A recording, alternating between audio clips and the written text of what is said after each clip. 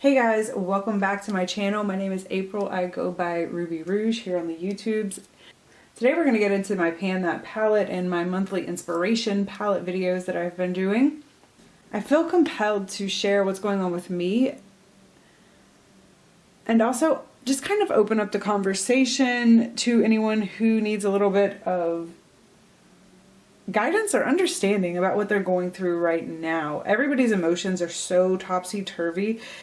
Yesterday I was feeling some kind of way and I was just like, what is wrong with me? And eventually I came to this conclusion. I was like, oh, I'm angry.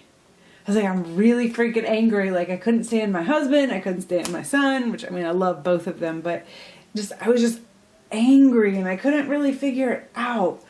And it took me back to this moment and I started thinking about what I've learned about anger over the years. And anger is usually described, if you do any type of counseling or any work like that, it's fear. It's a mask for either fear, sadness, pain, some sort of suffering.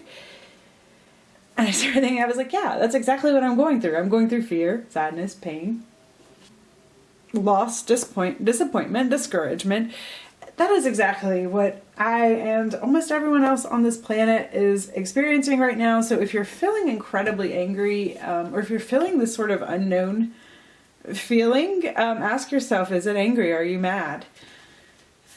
And it's okay. It's okay to be mad. And I found this, I printed this off years ago, but it's still relevant. This isn't my first time dealing with anger, but I did find this. It is available on the internet. It has some very good resources in it. If you would just Google understanding and reducing angry feelings, it has some things in here that can really help you not get rid of anger, but deal with your anger in more productive ways instead of letting it like tear you down, eat you up type of things. So anyways, this is the best resource that I have offhand.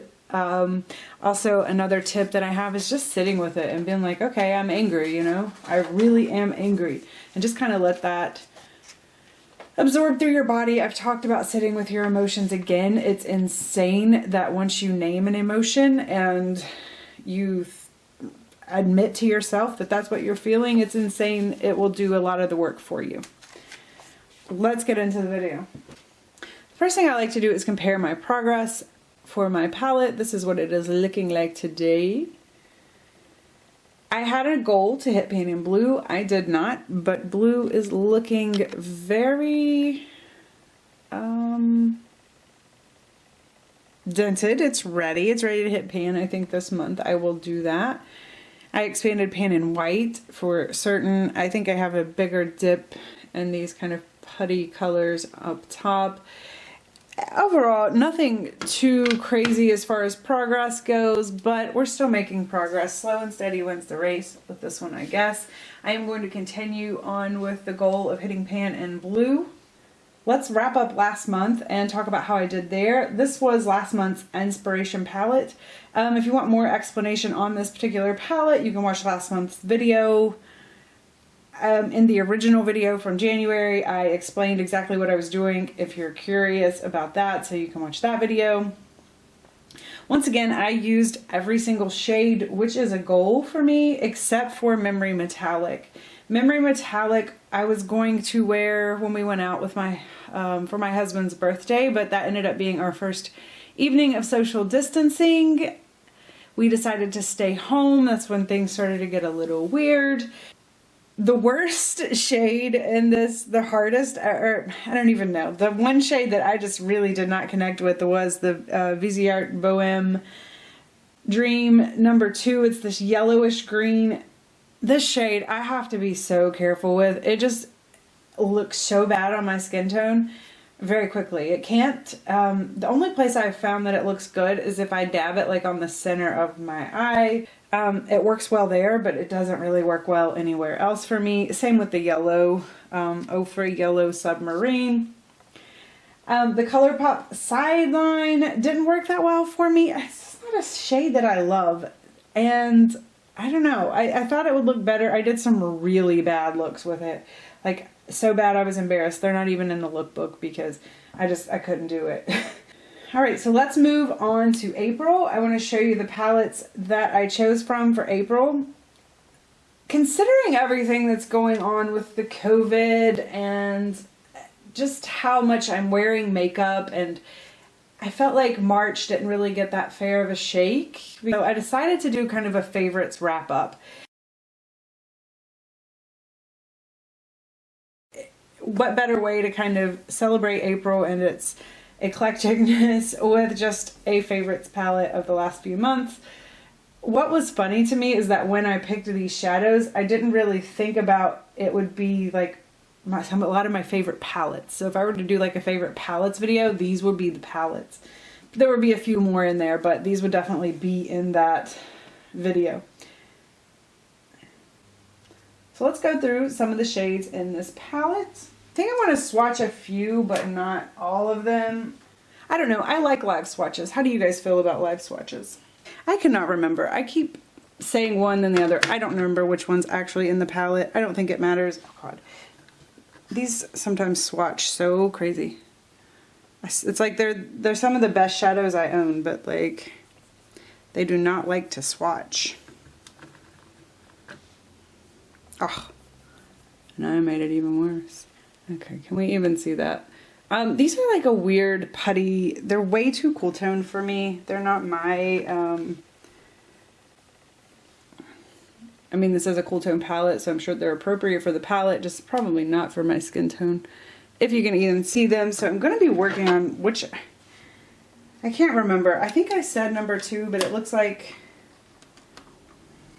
I think I said it was this shade in the palette, but it really looks like this one, so who knows. I don't really care, to be honest. I will work probably on both of those a little bit. I'll figure it out though. Continuing on left to right, top to bottom. This is, the rest of these are from my Pan That palette. We have talked about these for the last few months, so I won't swatch them again. I wanted to add in some springy warm pops last month, so I brought in Yellow Submarine from Ofra and Matte Coral. I did struggle with Yellow Submarine, but I did find a way to make it pop, and it is just such a springy color that I wanted to keep it in there. Matte Coral is just stunning. I love it. Corals look good on me. That is like my color. Back in February, I brought in this palette, and honestly, I don't know if the shadows have changed just a bit. I don't know if they're just starting to get old, which I mean is very probable. But I don't, let's see, I still absolutely love it. There are just shades in here that I don't love as much. Like this one and this one really, I don't really need that one, but I guess I do love it. So I guess because there's 2 shades, I'm feeling a little less love for this palette than I used to, but that's kind of ridiculous. Anyways. Regardless of that, I love this pink shade. It is unique to my collection. It's just, there's a warmth to it. It's almost corally. Juvias Place Macarons is one of the most beautiful eyeshadows I've ever seen in my entire life. I love it. Love it, love it, love it. I think, has it been in every single time? I think I may have taken it out for February. Kat Von D, Celios, I don't know, and Lazarus are 2 shades that I really, really like. There's a neutralness to them that is just really flattering on my skin tone, as opposed to, I don't know if you can tell the difference between like the pinkiness of that, just to this neutral kind of niceness going on here. I love those 2 shades. This Viseart Bijoux Royale palette, oh my gosh, it is too much. I love this palette. I am adding in the green again. Like, money, money, money makes us smile. But yeah, the green really kind of reminds me a little bit of Christmas, but it is so beautiful as a deepening like outer V shade to deepen up other greens or even like other colors. It's really, really nice. So I'm realizing it's much more versatile than I originally thought. Juvia's Place Puffs has been in literally every month. I'm not going to swatch it. It is perfection. I lied. I'm swatching. It's too pretty to not swatch. I mean, what the hell? Like, it is definitely unique to my collection. I don't have anything quite like that.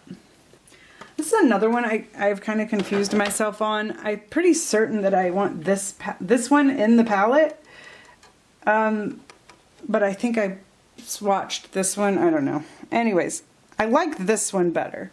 This one is much more flattering on me than this. This is not flattering on my skin tone. I think it's the yellowness. This one has some more blue in it, so it looks a lot better. I talked about this one earlier in the video. Our favorite shadow that I don't think we've seen since January is this blue. Oh my gosh. I love it so much. That'll be a fun... I'll do something fun with it. I want to use it at least once or twice more. This palette is going.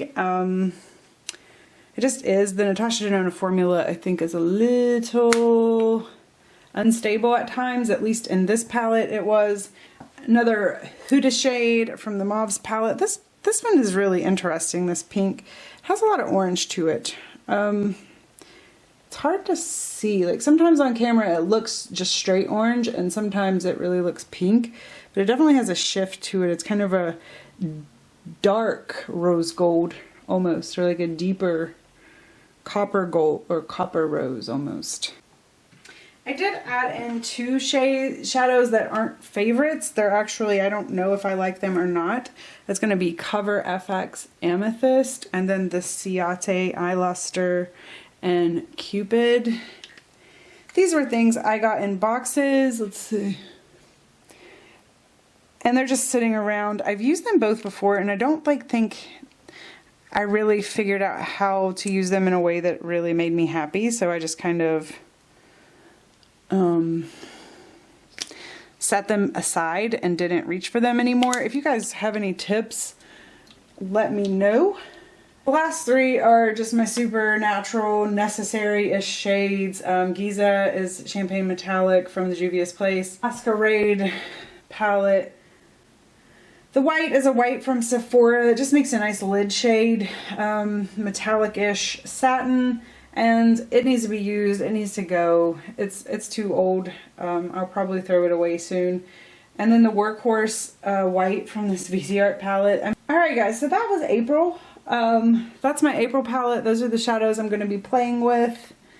I am excited to do that. I enjoy playing with makeup and I am, like many of you I've noticed on Instagram, like many of you, I am being more experimental because hey, nobody has to look at me except my husband and my 2-year-old. And oh, he's 3 now. He had a birthday too during this mess. All of our birthdays we're going to be quarantined for, which I guess is fair, at least.